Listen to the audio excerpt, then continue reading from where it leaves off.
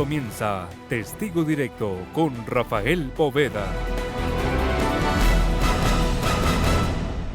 Comenzamos. A veces nuestra memoria falla y es de lamentar que olvidemos hechos demenciales como la casa bomba en el barrio Villa Magdalena, en la ciudad de Neiva, con la que guerrilleros de las FARC pretendían asesinar al entonces presidente Álvaro Uribe Vélez.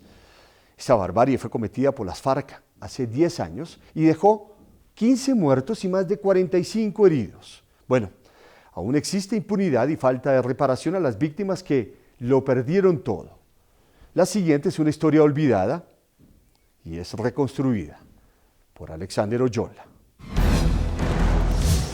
Imagínense por un instante y ubíquense en su barrio. Esta casa repleta de explosivos. A su alrededor, 40 viviendas.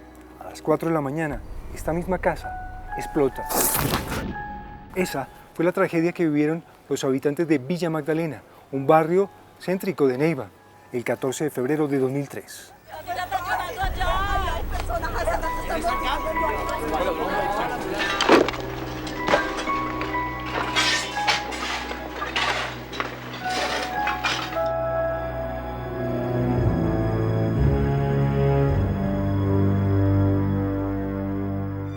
Luego de mirar el gran libro que reposa en la entrada de este barrio en homenaje a las víctimas de esa tragedia cometida por la guerrilla de las FARC, Gisela Clavijo, uno de los 45 heridos, nos reconstruye cómo estuvo a punto de perder la vida ese día. Yo pensé que era como un trueno porque sonó durísimo, pero entonces yo sentí como cuando usted se le desploma un edificio, así como...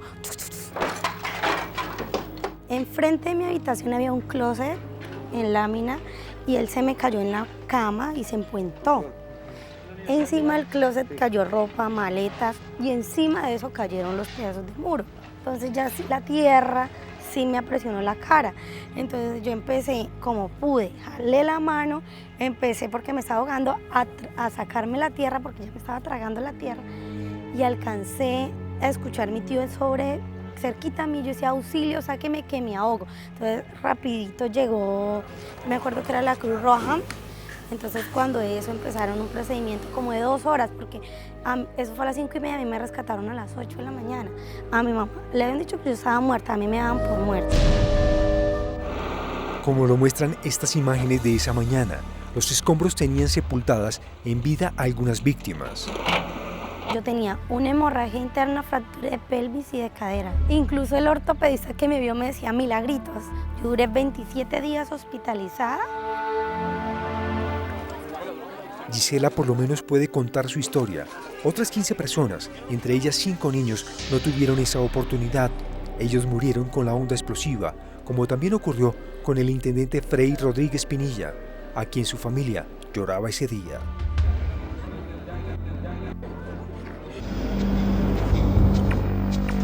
Diez años después, la explosión y voló todo hacia allá. Paulina recuerda que se salvó porque esa noche había tenido que trabajar, pero una vez llegó a Villa Magdalena, vio el daño que había dejado la casa bomba a su familia y los vecinos. No, eso era, por ejemplo, heridos, los policías salían en rastras, uy, los niños de esa casa, eso todo con uno que se le hundió todo y la niña que la encontraron en la cama muerta, una jovencita aquí en este posto quedó con el pelito todo destruido, todos los cenitos todos reventados. Ese viernes 14 de febrero era una jornada agitada para los medios de comunicación que registraban la tragedia vivida por la población opita, de estrato medio-bajo de un barrio donde nunca se había registrado algo como esto. Este es hoy el lote donde estaba construida la casa bomba. La proximidad de la casa con el aeropuerto Benito Salas de la ciudad de Neiva hizo que las FARC compraran el inmueble para llenarlo de explosivos, pero más de 200 kilos de nitrato de amonio. Ellos le ofrecieron 10 millones y ahí mismo los dieron y ellos se quedaron con la casa. Ellos traían camionetas de mercado y le regalaban a los vecinos más cercanos. Platanito, yuquita y En las calles uno decía puro mercado porque ellos decían que tenía una finca en Colombia. Y yo creo que ahí te traían los explosivos. Según las autoridades, allí se habían montado rampas para lanzar posiblemente cilindros contra la pista del aeropuerto y perpetrar un atentado contra el en ese entonces presidente Álvaro Uribe Vélez, quien anunciaba una visita a esa zona del país al día siguiente de la tragedia.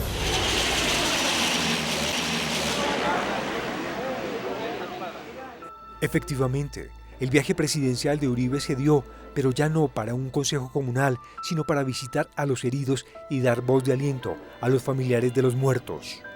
Hay que frenar mi solidaridad,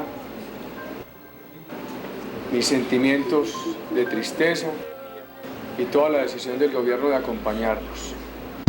Como es costumbre para todos los gobiernos, la oposición pasaba la cuenta de cobro por la pérdida de la seguridad. Que lo que está demostrado es que el terrorismo es más fuerte que nuestra propia seguridad, lamentablemente. ¿Cómo se habían enterado las autoridades que había una casa bomba? La información fue filtrada por guerrilleros que fueron ajusticiados por las mismas FARC y las autoridades habían retomado la información para dar inicio al operativo. La fiscal segunda especializada Cecilia Giraldo Saavedra y 9 policías tenían previsto allanar la casa a las 4 de la mañana. Justo a su ingreso, estalló. Policías que estaban encima del techo, ellos quedaron pedacitos y los pedacitos de carne los encontraron bien lejos. Les estoy diciendo por ahí a más de 50 metros. Las guerrilleras que habitaban la casa dejaron todo planeado y salieron la noche anterior. A las 11 de la noche le A las 11 de la noche vecina salieron. prestada plata para poder salir y la señora, se le murieron las 2 hijas, se murió la señora. Pánico psicológico en los sobrevivientes fue el resultado de esa tragedia. Unos no durmieron cuidando sus pertenencias, otros fueron a pasar la noche en una carpa en la Villa Olímpica. La gente se fue y la que pudo volver a construir vino y duró como 2 meses viviendo y con la psicosis de que asustan y que de pronto va a pasar algo. No volvió a arrendar unas casas, otros vendieron.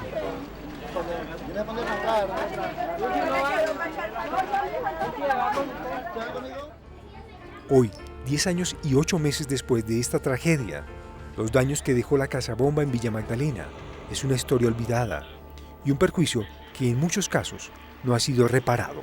Todo depende ahora de un fallo del Consejo de Estado. Aquí la condena suma a más de 2.701 millones, por cuanto, de acuerdo a las evaluaciones iniciales, en eso se estimaron los perjuicios. Sin embargo, los recursos y las promesas del alcalde de ese entonces no se cumplieron, dicen las víctimas. Y vamos a ayudarle. Ellos no van a quedar solos, van a tener la solidaridad de parte del gobierno departamental, municipal y estamos seguros que también de parte del gobierno nacional. Las víctimas de Villa Magdalena aún no pueden cambiar la página de este libro que reseña una tragedia. Ah, dígame en Villabomba.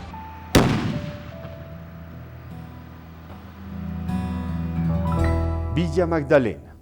Todos estos muertos ya olvidados aquí en nuestro país. Hacemos una pausa, pero antes, si usted tiene una historia que contarnos, escríbanos aquí a historias@testigodirecto.com. Ya regresamos. Vea más reportajes y crónicas en www.testigodirecto.com.